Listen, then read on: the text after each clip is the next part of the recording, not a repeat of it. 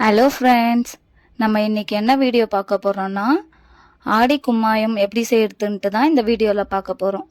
வாங்க எப்படி செய்யறதுன்ட்டு பார்க்கலாம். ஃபஸ்ட்டு அடுப்பை பற்ற வச்சாச்சு, ஒரு கடாயை வச்சாச்சு. இப்போ ஒரு கப்பு கருப்பு உளுந்து எடுத்திருக்கேன், அதை போட்டுக்க வேண்டியது தான். மெஷர்மெண்ட்டுக்கு நான் இந்த கப்பு தான் எடுத்திருக்கேன். இப்போ இந்த கருப்பு உளுந்து கலர் மாறி வர அளவுக்கு நம்ம வறுத்து எடுத்துக்க போகிறோம். இப்போ பாருங்கள், நல்லா கலர் மாதிரி வந்துருச்சு பாருங்கள்.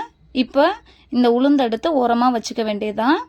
இப்போ 1/4 கப்பு போல் கருப்பு கவுனி அரிசி எடுத்திருக்கேன், அதையும் நல்லா நம்ம வறுத்து எடுத்துக்க வேண்டியது தான். 1 கப்பு கருப்பு உளுந்து, 1/4 கப்பு கருப்பு கவுனி அரிசி. இப்போ பாருங்கள், அரிசியும் வறுபட்டுருச்சு. இதையும் நம்ம எடுத்து இப்போ ஓரம் வச்சுக்கலாம்.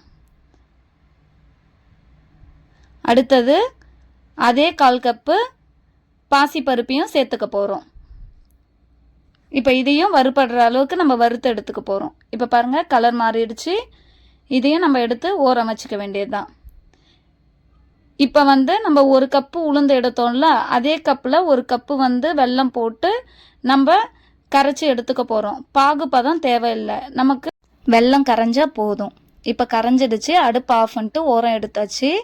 இப்போ நம்ம வறுத்து வச்சிருக்க எல்லா பொருளையும் நம்ம இப்போ மிக்சி ஜாரில் போட்டு அரைச்சி எடுத்துக்க வேண்டியது தான். இப்போ நான் அரைச்சி எடுத்துகிட்டு வந்துட்டேன். அதை இப்போ நம்ம சலிச்சு எடுத்துக்கலாம். அப்போ தான் ஒழுங்காக அரைப்படாதது தனியாக கிடைக்கும். இப்போ இதே போல் இருக்கிற எல்லா மாவையும் நம்ம சலிச்சு எடுத்துக்க வேண்டியது தான். இப்போ பாருங்கள், எல்லாத்தையும் சலிச்சாச்சு. இவ்வளோ மாவு கிடச்சிச்சு.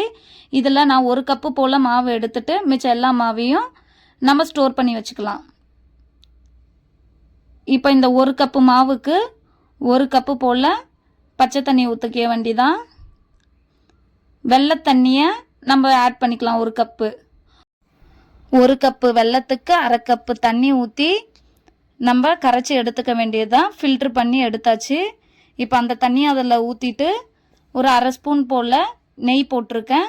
இப்போ இது 3ஐயும் ஒன்றா மிக்ஸ் பண்ணிக்க வேண்டியதுதான். அடுப்பு பற்ற வைக்கக்கூடாது. அடுப்பை பற்ற வைக்காமலே இது எல்லாத்தையும் நம்ம கரைச்சி எடுத்துக்க வேண்டியதான். இப்போ பாருங்கள், இது மாதிரி கரைஞ்சிடுச்சு. இந்த டைமில் நம்ம அடுப்பை பற்ற வச்சுக்கலாம்.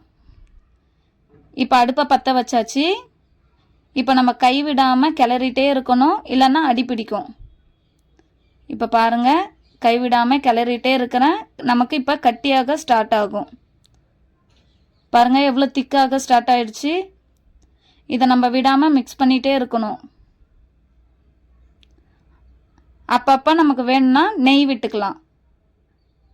இப்போ பாருங்கள், நான் ஒரு 1/2 ஸ்பூன் நெய் விட்டுக்கிறேன். இப்போ இந்த நெய்யோடு எல்லாத்தையும் மிக்ஸ் பண்ணிக்க வேண்டியதுதான். உங்களுக்கு வேணுன்ற அளவு நீங்கள் விட்டுக்கலாம் நெய். இப்போ நல்லா மிக்ஸ் பண்ணிக்க வேண்டியதுதான். இப்போ பாருங்கள், நல்லா இறுக ஆரம்பிச்சிருச்சு.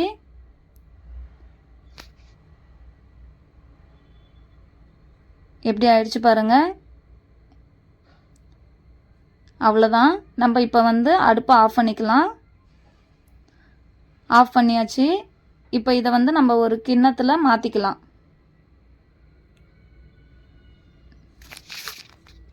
இப்போ மாற்றியாச்சு. எவ்வளோ சூப்பராக இருக்குது பாருங்கள்.